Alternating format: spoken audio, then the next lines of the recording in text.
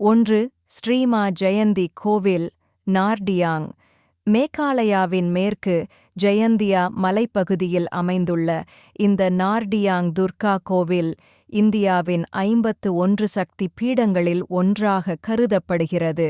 சுமார் 600 ஆண்டுகள் பழமையான இந்த கோவில் ஜெயந்தியா மன்னர்களால் கட்டப்பட்டது.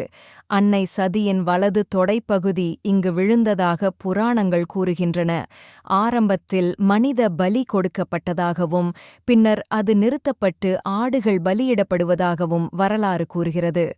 பழமையான கலாச்சாரமும் தெய்வீக சக்தியும் நிறைந்த இந்த தலம் மேகாலயாவின் மிக முக்கியமான புனித இடமாகும். 2 மகாதேவ் கோலா தாம், ஷில்லாங். ஷில்லாங்கின் பழமையான மற்றும் புனிதமான குகை கோவில்களில் ஒன்று மகாதேவ் கோலா தாம். சிவபெருமானுக்கு அர்ப்பணிக்கப்பட்ட இந்த கோவில் ஒரு பள்ளத்தாக்கிற்கு அடியில் அமைந்துள்ளது. சுமார் 150 ஆண்டுகளுக்கு முன்னால் ஒரு துறவியால் இது கண்டறியப்பட்டதாக கூறப்படுகிறது.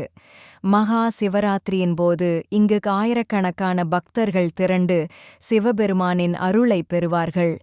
அமைதியான சூழலும் குகைக்குள்ளிருக்கும் சிவலிங்கமும் உங்களுக்கு ஒரு புதுமையான ஆன்மீக உணர்வை தரும்.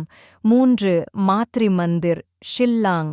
ஷில்லாங்கின் போலோ பகுதியில் அமைந்துள்ள மாத்ரி மந்திர் அன்னை காளி தேவிக்காக அர்ப்பணிக்கப்பட்ட ஒரு அழகான தலம். வெள்ளை நிற கட்டிடக்கலையுடன் தூய்மையின் அடையாளமாகத் திகழும் இந்த கோவில் பக்தர்களுக்கு மன அமைதியை தருகிறது. குறிப்பாக துர்கா பூஜை மற்றும் காளி பூஜையின் போது இந்த தலம் வண்ண விளக்குகளால் அலங்கரிக்கப்பட்டு மிக விமரிசையாக காட்சியளிக்கும். முழு வீடியோவிற்கு கீழே உள்ள லிங்கை கிளிக் செய்யவும். மேலும் ஆன்மீக வீடியோக்களுக்கு குங்குமம் டிவி சேனலுக்கு சப்ஸ்கிரைப் செய்யவும். நன்றி.